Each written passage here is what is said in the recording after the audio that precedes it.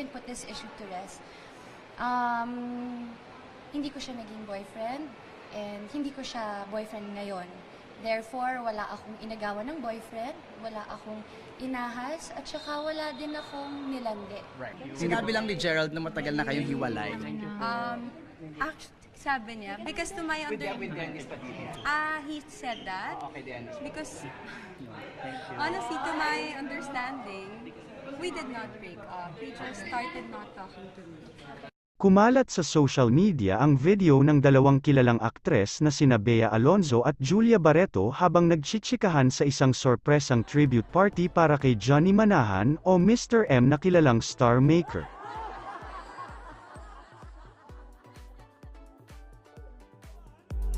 Kabaligtaran sa iniisip ng marami na magkakasuplado sila dahil sa kanilang mga dating alitan, ngunit nakakagulat na makita silang